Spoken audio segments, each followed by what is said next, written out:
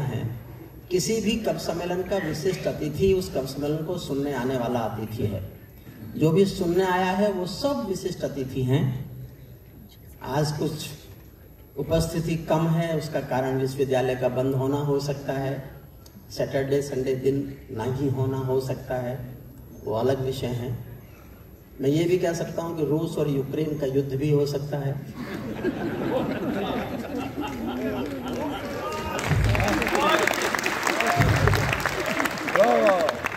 हमारे श्रद्धेय राजेश जी बता गए हैं, वो इस विषय में मुझे कुछ नहीं कहना। पिछली बार भी उन्होंने कहा था मैं कवियों से ये उम्मीद करता हूं कि इस विषय में कविताएं सुनाएं, और जब कविता सुनाने कवि आए तब तक वो चले गए। तो आप बैठ के सुनिए, आपको सब कुछ सुनने मिलेगा, सब कुछ सुनने को मिलेगा। देखिए, मेरा परिवार है ये, मैं तो पूरे देश में किसी भी कवि सम्मेलन से भावनात्मक रूप से अगर जुड़ा हूं तो मेरठ के किसी भी कवि सम्मेलन से अधिक मैं इस हरिभूमि परिवार के कवि सम्मेलन से जुड़ा हुआ हूं। कैप्टन साहब से कहकर हमने डॉक्टर चिकारा साहब के साथ 2009 में ये शुरू किया था, और एक साल बस कोरोना के कारण नहीं हम कर पाए, कोई भी नहीं कर पाया। बस मेरा एक विशेष निवेदन है, मैं ये मत समझिएगा कि मैं कोई कोरोना प्रोटोकॉल्स तोड़ रहा हूं या मैं उनका पालन करने की सलाह नहीं देता। कोरोना गया, उसको याद करना भी बंद कर दीजिए। देश में कुछ शक्तियां ऐसी हैं जो चाहेंगी कि एक लहर और आए, क्योंकि कुछ अस्पतालों की बिल्डिंग अभी चढ़ने से रुक गई।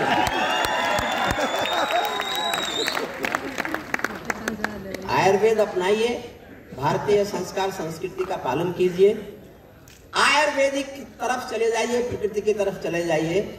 ये एक वायरस है, बहुत ज्यादा पश्चिमी के वैज्ञानिकों की सलाह मत मानो, इनकी सलाह मानकर यूक्रेन बर्बाद हो रहा है। बर्बाद हो रहा है। लड़ा दिया उसको कि हम तेरे साथ हैं। चलिए, ये विषय नहीं है, आज समय थोड़ा ज्यादा हो गया है। मैं गर्व महसूस करता हूं, अपना सम्मान, कैप्टन साहब के परिवार से जुड़ा होना, पिताश्री का बहुत बहुत स्नेह, आशीष, दुलार मुझे मिला। जब भी यहाँ आता हूँ तब भी, जब भी उनकी याद आती है तब भी आंखें गीली होती हैं। ऐसा व्यक्ति मैंने अपने जीवन में, ऐसा महामानव जिनके दिल में सिर्फ आर्य समाज और गरीब के प्रति तड़प भरी हुई हो, सब कुछ होते हुए भी केवल जो व्यक्ति गुरुकुल परंपरा और संस्कृति के लिए जिए अपने अंतिम समय तक, मैं चाहता हूं उनके लिए हम अपनी श्रद्धांजलि देने के नाम पर एक बार घनघोर तालियों से उनको याद करें, उनका सम्मान करें, उनका अभिवादन करें। जिन संस्थाओं को आज यहाँ सम्मान मिला है खून देने के लिए और सेवाएं करने के लिए, उन सबका हम भी सब कवि लोग, कवि परिवार की ओर से मैं आभार व्यक्त करता हूँ।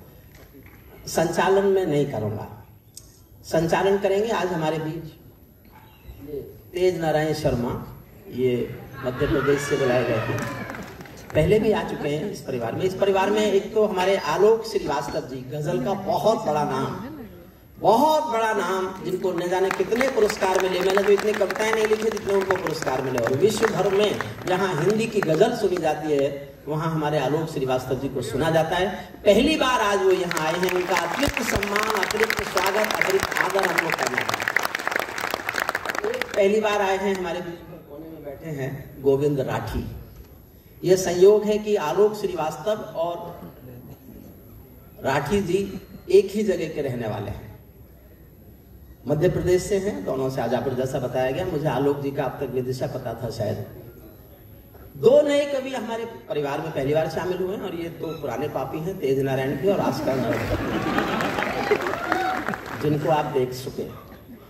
मन से सुनिए, मैं एक कहानी हर साल सुना देता हूं, इस बार फिर सुना देता हूं उसी कहानी को, ताकि आप भूल ना जाएं कि एक राजा किसी से नाराज हुआ, नाराज होकर अपने मंत्री से कहा कि मैं इस व्यक्ति से गुस्सा हो गया हूं, इसको सजा देनी है, सजा सुनाओ। मंत्री ने कहा 5 साल के लिए जेल डाल दें। बोले नहीं, बहुत नाराज हूं, कड़ी सजा सुनाओ। मंत्री ने कहा साहब 14 साल की जेल कर दें। बोले नहीं, मैं बहुत गुस्सा हूं। बोले साहब उम्र कैद कर दें। बोले नहीं, मैं बहुत गुस्सा हूं इस व्यक्ति से। बोले साहब फांसी दे दें क्या? राजा बोला नहीं, इससे भी बड़ी सजा सुनाओ। इससे भी कड़ी सजा। बहुत नाराज हूं मैं। मंत्री ने कहा साहब फांसी से बड़ी सजा तो कोई होती नहीं, कैपिटल पनिशमेंट तो फांसी है, इससे बड़ी हम क्या सजा दे सकते हैं? राजा ने कहा दे सकते हैं, हम फांसी से बड़ी सजा दे सकते हैं। मैं जिससे नाराज हुआ हूं ये कवि है, इससे कहो ये माइक पे कविता सुनाएगा, और जब ये कविता सुनाएगा हम इसकी कविता नहीं सुनेंगे, आपस में बातचीत करेंगे। तो हे हमारे राजाओं, हमें इतनी बड़ी सजा मत देना जो फांसी से भी बड़ी होती है। इसका ये निवेदन है, डूब कर कुछ सुनो और सुनकर गुनो, मन मिलाओगे तो मन से जुड़ जाएंगे, वरना हम हैं परिंदे बहुत दूर के, बोलियां बोलकर अपनी उड़ जाएंगे। बहुत बहुत जोरदार तालियों के साथ भाई तेज नारायण शर्मा हास्य व्यंग का इस हिंदुस्तान का इस समय बहुत बहुत बहुत कुशल चेहरा है। व्यंग का श्रेष्ठ कवि जिसने कभी जीवन भर मंचों पर एक भी चुटकुले का सहारा नहीं लिया अपना व्यंग सुनाने के लिए, अपनी गजलें सुनाने के लिए, आज वो संचालन करेंगे। आप उनका एक बार और जोरदार तालियों से स्वागत कर दीजिए।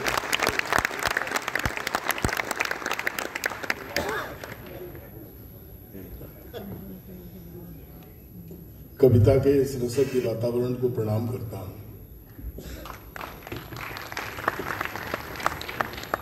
श्रद्धेय पवार जी ने वो बड़ी सजा आपको बताई थी, उससे बड़ी सजा ये है कि ये कथा उन्होंने चौथी बार सुनाई है। ये भी अपने आप में एक सजा है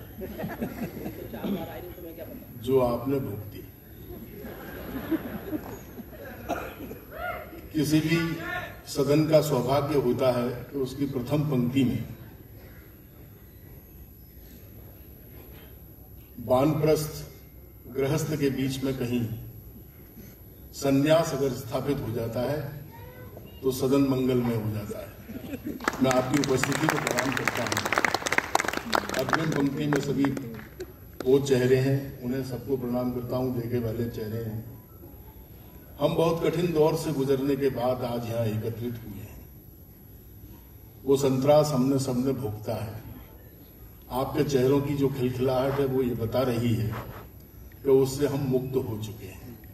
हम भारतीय लोग हैं, हमारी जो इच्छा शक्ति है, हमारी जो खुद के प्रति जो कमिटमेंट है, उसकी बदौलत हम पूरे विश्व में अलग से दिखाई दे रहे हैं। कोरोना में एक से एक बढ़कर हमने काम किए, हमारी कई मूर्तियों का यहाँ सम्मान किया गया, वो सम्मान जरूरी भी था। मैं सौभाग्यशाली हूं कि हम कवियों को मंच मिला।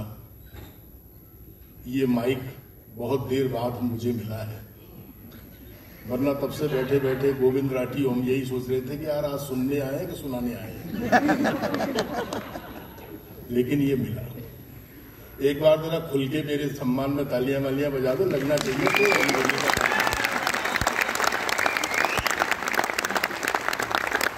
सीटी मत बजाओ और कम से कम गलत जगह तो और भी मत बजाओ। कवियों का बहुत सारा परिचय दे चुके हैं। सारा संक्षिप्त सी टीम है हमारे बीच में जो बारी बारी से आपके बीच आएगी। हरिभूमि अखबार के समग्र प्रयासों को मैं प्रणाम करता हूं। केवल 4 राज्य ही नहीं, उनके अपने जो सरोकार हैं वो 4 राज्यों के माध्यम से पूरे राष्ट्र में फैल रहे हैं। सांस्कृतिक, साहित्यिक और सामाजिक सरोकार किसी भी अखबार के बड़े सरोकार होते हैं, जिसे पूरी जीवंतता के साथ इस अखबार ने जी के दिखाया है। मैं चाहता हूं कि इस अखबार के लिए एक बार दोनों हाथ ऊपर उठाकर तालियां बजाकर उन्हें एक सूचना दें कि हरियाणा की भूमि से चलकर के ये आवाज दूर दूर तक गई है और एक दिन ये पूरे देश की आवाज बने। मैं ऐसी शुभकामनाएं उनको देता हूं। कवियों का इन्होंने परिचय करा दिया, इनके नाम का परिचय कराया। मेरी जिम्मेदारी है कि मैं इनके कारनामों का परिचय आपसे कराऊंगा। बारी बारी से आऊंगा, समय बहुत हो चुका है। ये कार्यक्रम शुरू होना चाहता है।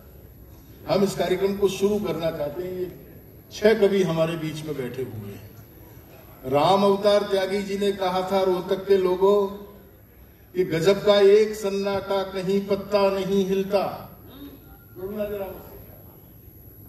थोड़ा सा खोलना इस कवि सम्मेलन को जमाते हैं, इसकी भूमिका तय करते हैं। गजब का एक सन्नाटा, कहीं पत्ता नहीं हिलता, किसी खामोश तिनके का सहारा तक नहीं मिलता, उजाले और अपने बीच का पर्दा नहीं छूटता, उजाले और अपने बीच का पर्दा नहीं हटता, सुबह आए ना आए रात से पीछा नहीं छूटता, उदासी साथ जगती है, उदासी साथ सोती है, यहीं से, हाँ यहीं से जिंदगी प्रारंभ होती है। आइए हम कविता की जिंदगी प्रारंभ करना चाहते हैं। हमारे पास देश दुनिया के 6 रचनाकार यहाँ पर मौजूद हैं, उनसे इसको प्रारंभ करना चाहते हैं। माँ सरस्वती जी की पूजा अभ्यर्थना हुई। आज सौभाग्य है कि ये अर्चना करने का अवसर मुझे मिल रहा है। मुस्कुराती जिंदगानी चाहिए, काव्य में ऐसी रवानी चाहिए, सारी दुनिया अपनी हो सकती है, बस एक उसकी मेहरबानी चाहिए। माँ सरस्वती जी की पूजा अभ्यर्थना हो गई, उनका आशीष हमें मिल गया। आज की रात इतनी सुहानी बनी, आज की रात रातों की रानी बनी, और शारदा के सुमन जिस जगह पर खिले, शारदा की वही राजधानी बनी। आज ये रोहतक हिंदी के उन नामचीन रचनाकारों की राजधानी है जो हरिओम पवार जी के नेतृत्व में और हरिभूमि अखबार के नेतृत्व में यहाँ पर उपस्थित हुए हैं। मैं एक एक कवि को आपके बीच में रखूंगा। जैसा कि हरिओम पवार जी ने कहा था कि बस एक निवेदन कर देना चाहता हूं रोहतक के लोगों, बंबई, विदिशा, मध्य प्रदेश, दूरस्थ मध्य प्रदेश से यहाँ कवि पधारे हुए हैं। किसी भी मेडिकल साइंस ने ऐसी कोई दवा नहीं बनाई जो थके हुए कवि की थकान को उतार दे, लेकिन प्रकृति ने एक दवाई बनाई है जो थके हुए कवि की थकान को उतार सकती है, वो है आप सबकी जोरदार तालियां। आपसे केवल एक निवेदन कर देना चाहता हूं इस कार्यक्रम को शुरू करने से पहले कि जहां भी कवि की कोई भी बात अगर आपको अच्छी लगे तो आप आज की रात उन्हें कुछ नहीं दे सकते हैं, केवल आप दे सकते हैं मोहब्बत, तालियां। उसमें कोई कंजूसी मत बरतिएगा, क्योंकि कभी डॉक्टर कुंवर बेचैन ने कहा था कि पूरी धरा भी साथ दे तो और बात है, पर तू जरा भी साथ दे तो और बात है। चलने को एक पांव से भी चल रहे हैं लोग, पर दूसरा भी साथ दे तो और बात है, पर दूसरा भी साथ दे तो और बात। बस आपसे एक मोहब्बत यही है कि जहां अच्छा लगे इन कवियों को लगना चाहिए कि आप उससे मानसिक रूप से जुड़ रहे हैं। दूसरा एक निवेदन और कर देना चाहता हूं अपनी इस बड़ी पीठ की तरफ से। ये जो कवि हैं ये जनता जनार्दन के प्रतिनिधि हैं। आप लोगों की मन की भावनाओं को कविता में ढाल के कहते हैं। इनका किसी भी राजनीतिक सरोकारों से कोई लेना देना नहीं है, ये आपके मन की बात कहेंगे। डॉक्टर हरिओम पवार जी से लेकर के और गोविंद राठी तक की जो यात्रा है, उनका कोई भी राजनीतिक आबद्धता, इनका किसी भी राजनीतिक पार्टी से कोई जायज और नाजायज संबंध नहीं है। इसलिए आप जहां भी हैं, जैसे भी हैं, राजनीतिक दुशाले जो भी लपेट के बैठे हैं, आप केवल कवि बन करके इनको सुनिएगा। हम लोगों को ऊंचा आसन आपने दिया, इसका मुख्य कारण है। उसका मुख्य कारण ये है कि राजनीतिक सरोकारों को हम कविता में जीते जरूर हैं, लेकिन हमारी पीढ़ी बड़ी है। हम उस पीढ़ी से आते हैं जिसमें स्वर्गीय अटल बिहारी वाजपेयी थे, हमारे बाल कवि बैरागी जी थे, जो राजनीति करते थे, लेकिन राजनीतिक से हट करके जब साहित्यिक मंच पर आते थे तो उन जूतियों को नीचे उतार कर आते थे। मुझे बैरागी जी की पंक्तियां उस संदर्भ में याद आती हैं कि गजब का एक आज मैंने सूर्य से बस जरा सा यूं कहा, आज मैंने सूर्य से बस जरा सा यूं कहा, आपके साम्राज्य में इतना अंधेरा क्यों रहा, तमतमाकर वो दहाड़ा मैं अकेला क्या करूं, तुम निकम्मों के लिए मैं ही हमेशा क्यों मरूं, आकाश की आराधना के चक्करों में मत पड़ो, संग्राम ये घनघोर है, कुछ मैं लड़ूं कुछ तुम लड़ो। जरा तालियां उठाना दोस्तों। कहीं आकाश गंगा में बैठकर बैरागी जी अगर देख रहे हो तो उन्हें लगना चाहिए कि रोहतक उन्हें याद कर रहा है। आज मैंने सूर्य से बस जरा सा यूं कहा, आपके साम्राज्य में इतना अंधेरा क्यों रहा, तमतमाकर वो दहाड़ा मैं अकेला क्या करूं, तुम निकम्मों के लिए मैं ही हमेशा क्यों मरूं, आकाश की आराधना के चक्करों में मत पड़ो, संग्राम ये घनघोर है, कुछ मैं लड़ूं कुछ तुम लड़ो, है करोड़ों सूर्य लेकिन सूर्य है बस नाम के, जो उजाला दे सके ना वे भला किस काम के, रात भर जलता रहे उस दीप को दीजिए दुआ, सूर्य से वो श्रेष्ठ है, तुच्छ है तो क्या हुआ, और वक्त पड़ने पर मिला ले हाथ जो अंधियार से, संबंध उसका कुछ नहीं है सूर्य के परिवार से, कुछ नहीं है सूर्य के परिवार से। तो रोहतक के अच्छे लोगों, ये सब उजाले के हस्ताक्षर आपके बीच में बैठे हुए हैं जो रोशनी की एक मशाल जलाना यहाँ चाहते हैं। आइए मैं पहले कवि को बुलाना चाहता हूँ। पहले कवि को बुलाना बहुत मुश्किल का खेल है, लेकिन मैं जानता हूँ रोहतक कितना अच्छा सुनता है। मैं लगातार 3 साल से आपके बीच में आ रहा हूँ, मैं जानता हूँ आप बहुत अच्छा सुनते हैं। हमारे बीच में हरियाणा की धरती के ही एक बहुत शिष्ट और विशिष्ट रचनाकार ऋषिकेश पंघाल जी यहाँ पर मौजूद हैं। ये बाहर के बरगदों की पूजा करने से पहले क्यों ना हम अपने आंगन की इस तुलसी पर एक लोटा जल सींचें। मैं इस कार्यक्रम की शुरुआत हरियाणा से करना चाहता हूं। भिवानी से पधारे भाई ऋषिकेश पंघाल जी को निमंत्रण देना चाहता हूं और आपसे निवेदन करता हूं कि दोनों हाथ ऊपर उठाकर तालियां बजाकर उनका जोरदार स्वागत कीजिए।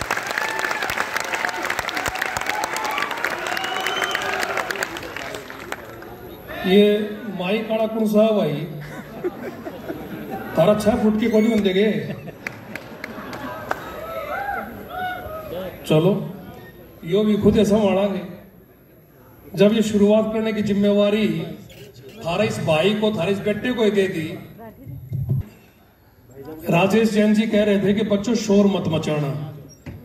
मैंने कहा बड़ को शोर मचा दियो थोड़ा सा, लेकिन शोर ऐसा मेरे छोटे भाइयों, ये वो मंच है जिसने मेरे को पहचान दी। मैं आदरणीय हरिओम पंवार जी को कह रहा था मैं तो मूलतः अभिनेता हूं, लेकिन अपनी बोली में लिखने की एक ऐसी परंपरा पड़ी। आदरणीय हरिओम पंवार जी मेरे पिता पूर्व सांसद रहे भिवानी से, कैप्टन अभिमन्यु जी जानते हैं। जब मैं इस क्षेत्र में आया अभिनेता के तौर पे, कवि के तौर पे थोड़ी बहुत लिखने लगा, बहुत जूते पड़े मेरे कि क्या करने लगा, भूखा मरेगा। आज जब मैंने उन्हें बताया कि आदरणीय पिताजी आज मैं उस शख्सियत के साथ मंच साझा कर रहा हूं, मैं परम आदरणीय हरिओम पंवार जी के साथ मंच साझा कर रहा हूं, उन्होंने कहा कि शाबाश बेटा आज मुझे तेरे पे गर्व है। मैं तो बहुत मामूली भाषा में लिखता हूं सर, जो मेरे मन में आई वो लिखना शुरू कर दिया। जितने भी मेरे आदरणीय कविगण बैठे हैं सब हरियाणा से बाहर से आए। आदरणीय हरिओम पंवार जी कहा कि कुछ पुराने पापी हैं कुछ नए हैं। जो पुराने पापी उनको कुछ बताने की जरूरत नहीं है, लेकिन जो नए हैं मेरा परम दायित्व और कर्तव्य बनता है कि हरियाणा की थोड़ी सी भौगोलिक परिस्थिति मैं आपके सामने रख दूं सर। कि हरियाणा है क्या। बहुत पहले सर मैंने एक बहुत साधारण सा वार्तालाप चल रहा था, बाहर से एक मेरी मित्र थी,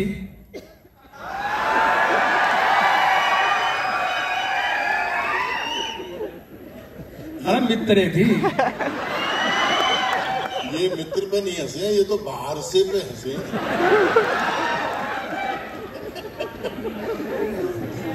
क्योंकि सर मित्रता की बात ही चौड़म बताई जाए, बाकी बात चौड़म ही बताई जाए अगर। तो मेरे एक मित्र थी, उसने पूछा कि मैं हरियाणा में आ तो जाऊं, हरियाणा में मैं आ तो जाऊं, लेकिन हरियाणा है क्या मेरे को बता तो दे। मैं आपको एक उसके बाद जो मेरी असल रचना उसके बाद मैं सुनाऊंगा, लेकिन मैं जो आदरणीय मेरे बाहर से आए हैं उनको हरियाणा के बारे में थोड़ी सी भौगोलिक परिस्थिति उनकी क्या है, मैं मनोविज्ञान का छात्र रहा हूं, आपको हरियाणा के व्यवहार से जोड़ना चाहता हूं। आदरणीय मंच, मैंने उसको बताया कि कान लगाकर सुन ले मैडम हरियाणा की कहानी। बहुत अच्छे। कान लगाकर सुन ले, एक एक स्टेंजा आपको लगेगा कि कोई नेगेटिव बात तो नहीं, लेकिन सारी खूबी बताऊंगा हरियाणा वाले की। लेकिन एक मेरा साथी जो बीच में किलकी और डालता मारा है, बेटा तू तो सुहाग ले, मन में लगा ब्याह होगा।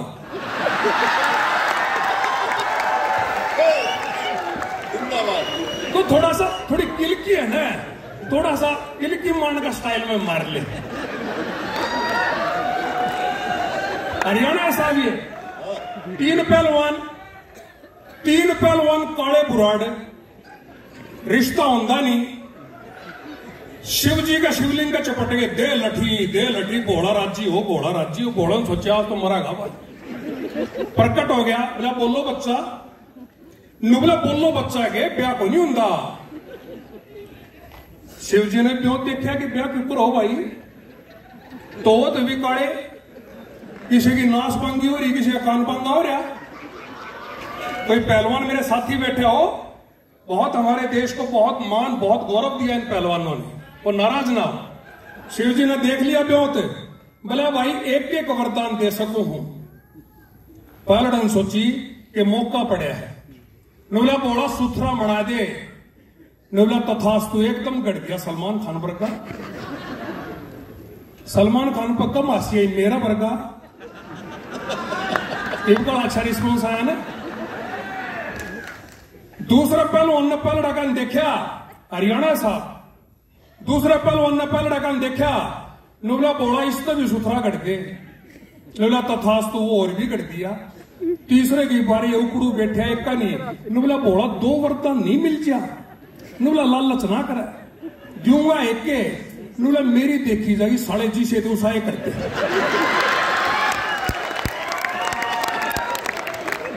कान लगा कर सुन ले मैडम, हरियाणा की कहानी, हरियाणा दिखाऊंगा आपको, और जहां जहां लगे आपको कि कमाल कर दिया, लिखा है मैंने अपनी बोलने में, तालियां बजा के कान लगा कर सुन ले मैडम, हरियाणा की कहानी। गणे स्वादु लोग आड़े की उल्टी रंगड़ पानी, बच कर रहिए देखे श्याणी, बच कर रहिए देखे सुन ले मैडम, तना बताऊं बात आज हरियाणा में। गणे स्वादु लोग आड़ा के घना मजा पतलाना में, शर्त के की गोबर खाजा के आया शर्माना में। सब दिन का टेम काट दे सुखे ताश बजाना में। आंधी ने ये कहानी कह दे, आखिर में जोड़ूंगा कविता से कि हरियाणा क्या है, कि आंधी ने ये कहानी कह दे, और कहानी न रानी नकल मार का मानस का ये करते पानी पानी, बच कर रही है देखे रानी, बच कर रही है देखे शानी। लोग कुछ आड़े के लोग क्रेजी, शब्दों पे ध्यान देना सर, कि कुछ आड़े के लोग क्रेजी, कुछ आड़े के लोग क्रेजी। कान पड़ाए घूम में छोरा, लुकमा लाग गए लेडी। चुई आते भी फिर मन है, नाम शेर सिंह जिसका, कंगला राखन नाम केरोड़ी, के कर लिया हम किसका। हरियाणा की कहानी है, हरियाणा की कहानी है कि सुन ले मैडम तना बताऊं बात आज हरियाणा में, सुन ले मैडम तना बताऊं बात आज हरियाणा में। गणे स्वादु लोग अड़ा के घना मजा बतलाना में, शर्ट टेक की गोबर खाजा के आया शर्माना में। सब दिन का टेम काट दे सुखे ताश बजाना में। नाम सुनो हरियाणा में कि जेठू बेटू सुरड़ा कुरड़ा, इसे कसुते नाम से, बहु जमाई शाना पोता इन नामा के गांव से। बाबू बेटा करड़े कट्ठे पीओ इतने करड़े काम से, जो अड़मा उगाड़े नाम कुछ इतने बदनाम से। मूछ कटे छोरा ने कह दे, अगर मेरी बात आप तक पहुंचे तो देखना कि मूछ कटे छोरा ने कह दे, देखो गई जनानी, और हौलदार ने मामा कह के झटते काटे कानी, बच कर रही है देखे रानी, बच कर रही है देखे शानी। सबते न्यारी इनकी बोली, सबते न्यारी इनकी बोली। हरियाणा तो ऐसा है सर, एक छोरा आपकी दादी दौरा आ गया, बोला दादी तेरा दांत से, बोली बेटा कड़ा दांत रहे थे, बोला ना सह के, जाहिर हो कोनी के बात से, बोला 2-1 मिनट में जाके आना, मुंह फेंक टेक की जाना तेरा दौरा। इतने शाणे हैं, इतने शाणे हैं सर कि सबते न्यारी इनकी बोली। किसने कितने टोईस है, घर आए ना लाड तक पूछे कितना आया जकोईस है, टक्कर मार कर पूछेंगे या गाड़ी किसमें गोईस है, और छेद छात की पट दे कह दे तारी इसकी सोईस है। सुसरा साड़ा कह के बोल रहे हैं ना करिए हैरानी, डरिए ना जब तन्ने कह दे लो दिल पर जानी। बच कर रहिए देखे रानी, बच कर रहिए देखे शानी। आखिर में जोड़ूंगा आपको कि डरपोका ने गादड़ कैसे, हरियाणा में डरपोका ने गादड़ कैसे, बदमाशा ने गोला, गंजा ने ये कह के टकड़ा पटता मारा टोला, 20 लाख की गाड़ी ने जटते कह खरोला, और बालक ने भी ताऊ कह दे करके नामू फोला, करके नामू फोला। कैखा गड़ा जाना कोनिया रागनिया के ज्ञानी, पंखा की ये दारू प्यादे इतने भी सतानी, बच कर रही है देखे रानी, बच कर रही है देखे शाह। अब अंतिम 6 पंक्तियों के साथ आपको जोड़ना चाहूंगा, 8 पंक्तियों के साथ। असली हरियाणा क्या है सर? असली हरियाणा क्या है कि इन न्यारे बहुत गणेश हैं।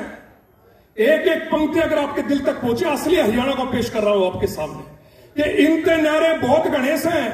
तेग धर्म की ठावणिए, वीर गाभरू सुरमा भी से काम देश पे आवणिए, वीर गाभरू सुरमा भी से काम देश पे आवणिए। ओलंपिक में भारत खातर मेडल खूब कमावणिए, आजादी के मत वाले भी अंग्रेजों ने तावणिए। अन्नदाता महारे कृषक, अन्नदाता महारे कृषक, धरती माने बावणिए। अन्नदाता महारे कृषक सारे धरती माने बावणिए। 36 कौम का भाईचारा एक थाली में खावणिए, एक थाली में खावणिए। गुरु ताराचंद से, गुरु ताराचंद से संत महात्मा सत्संग गंगा ल्यावणिए, और हरिकेश्वर के फक्कड़ भी से भजन रागनी गावणिए। आए गया की खातिर पूरी 2 लाइनें पूरे हरियाणा को 2 लाइनों में समेटने की कोशिश कर रहा हूं कि आए गया की खातिर पूरी लोग गणे अभिमानी, दिल के साफ पवित्र से बस करड़ी थोड़ी बाणी, बच कर रहिए देखे रानी, बच कर रहिए देखे शानी। आदरणीय, अब आपके सामने मैं अंतिम 5 मिनट की एक कविता है, इसी कविता ने मेरे को पहचान दिलाई है सर। मैं थोड़ा सा जोड़ना चाहूंगा, आपको अच्छा लगेगा। मेरी बोली में लिखता हूं, हरियाणा की बोली में लिखता हूं। आपको कारगिल का युद्ध सबको याद होगा दोस्तों, कारगिल का युद्ध। कोई ढाणी, कोई गांव ऐसा नहीं बचा था कि जिसमें हमारे किसी बेटे का, भाई का शव तिरंगे में लिपट के हमारी गांव ढाणी में नहीं आया था। और मैं हरियाणा की उस खुशकिस्मत धरती से बिलोंग करता हूं। इस धरती पे परमात्मा ने मेरे को जन्म दिया, जहां पर कारगिल युद्ध में अगर सबसे ज्यादा शहादत किसी प्रदेश ने दी तो हमारे हरियाणा की मिट्टी।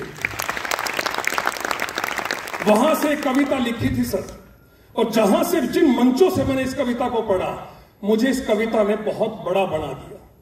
क्योंकि कोई छदम के साथ मैंने नहीं लिखा, जो मैंने देखा अपनी आंखों से, जो मैंने देखा वो इस कविता के माध्यम से लिखा। मैं बिना किसी औपचारिकता के अपनी कविता प्रारंभ करता हूं, फिर अपनी वाणी को विराम दूंगा। बहुत बड़े बड़े हस्ताक्षर हमारे पीछे बैठे हैं, हम उनको सुनेंगे। मैं तो एक श्रोता हूं, मैं कवि नहीं। लगे कि कहीं पर मैंने सही आपके दिल की बात छुई है, इस कविता पे मैं चाहूंगा दिल खोल के तालियां बजाना, जहां पर भी आपको अच्छा कि काले, मेरी कविता प्रारंभ होती है कि काले डाणी में रुक्का लग गया, काले डाणी में रुक्का लग गया, अगर रामफल आ गया। रामफल वो मनमोची, मारी डाणी का एक के फौजी, जो साल में बिना 20 दिन की छुट्टी आया करता, सारी डाणी ने खुशियां का पर्ची आया करता। मैं भी उससे मिलना चौक में बाज्या, मैं भी उससे मिलना चौक में बाज्या। उड़ जाके मेरा देखा लग गया कि रामफल तो अड्डे पुत्र की पाई आया करता, कि रामफल तो अड्डे पुत्र की पाई आया करता, छोटे छोटे बालका का सर पुचकारा करता। पर आज के चाड़ास है, दाल में कुछ काड़ास है, दाल में कुछ काड़ास है। इतनी आन में चौक में फौजी गाड़ी आकर रुकी, सबकी गेटी नीचे में झुकी, उसमें तो पड़ी रामफल की पेटी तारी, उस पर झुकी डाणी सारी। फिर उतरा वो बड्डा बक्सा, कविता प्रारंभ होती है। फिर उतरा वो बड्डा बक्सा जो फुल्ला का सजा रखा था, उससे मैं ताऊ बर्थू का सुपना सुआ रखा था। वो सुपना जो ताऊ बर्थू ने अपने खून से सिंचा था, और माना का नक्शा अपना हाथा से खींचा था। वो सुपना जिसमें बैठक खातर बीच में छोटोड़ी डोली थी, वैसा का ठाण खातर नहीं पोड़ी थी। वो सुपना जिसमें थाली में बेबे पूछ ठारी थी, छोटे छोटे भैया की पढ़ाई मुबारी थी।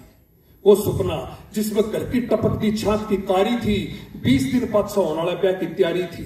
वो सुपना जो कबड्डी का खिलाड़ी था, वो सुपना जो 11 का सच्चा यारी था, आज वो सपना टूट गया। जो सपना टूट गया ताऊ बर्थू का भाग रूठ गया। मारी ताई रामफल की माई एक का नहीं बैठी आंसुआ न खोवती, घर की देड़ी पर बस फौजी न टोवती। उसकी सुन्नी आंखों में के सवाल था, सवाल उनके जो घड़ी दूर सीमा पर लड़े थे, जड़े कई आंखों के सुपने टूट कर चढ़े थे। छोटी छोटी बातें कल बंदूका तक कद नाड़ो। एक बहुत बड़ा प्रश्न देके जा रहा हूं आपको कि छोटी छोटी बातें कल बंदूका तक कद नाड़ो, जो सुपने सजा नहीं सको तो उनने क्यों तोड़ो सो। थमने के बेरा एक गोली तो थम कितनी आंख फोड़ो सो। हिंदू मुसलमान का तो बवाल से, हिंदू मुसलमान का तो बवाल से। आदरणीय हरिओम पंवार जी बैठे हैं। ये भारत पाकिस्तान, सर मैं तो एक बात कहना चाहूंगा, पाकिस्तान आप तो गला डरा बैठा तो ऊपर तो मोदी हो रहा गया। एक आप बहुत थे, जब जब ये मन से बोलते थे पाकिस्तानियों की पिंडी का मैं करती से।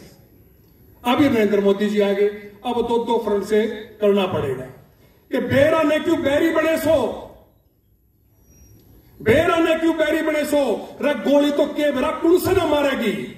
सर मैं इन दो लाइनों पे आपका हो चाहूंगा, अगर आपके दिल तक पहुंचू मैं आशीर्वाद जरूर देना कि गोली तो के बेरा कुण से ना मारेगी। एक प्रश्न, गोली तो के बेरा कुण से ना मारेगी, रण में हो जीत किसे की, एक मां तो हारेगी। रण में हो जीत किसे की, एक मां तो हारेगी।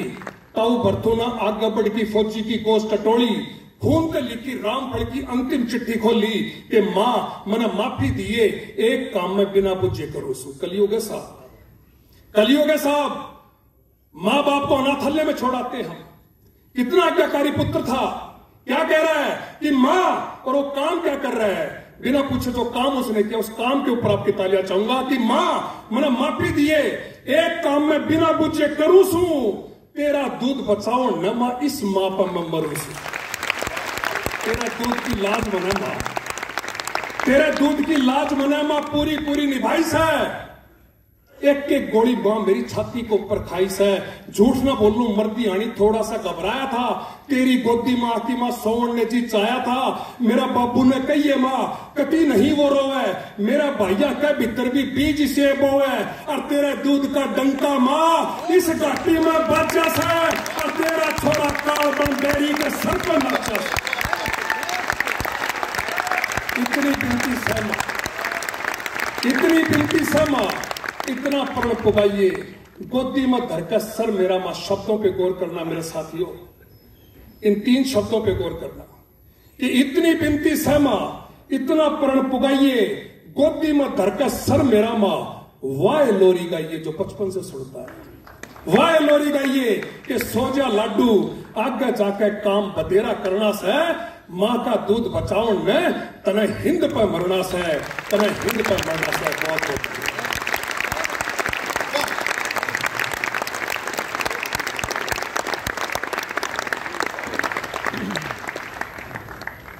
एक बार मेरे कहने से भी तालियां बजा दीजिए उनके अच्छे कार्यकाल के लिए।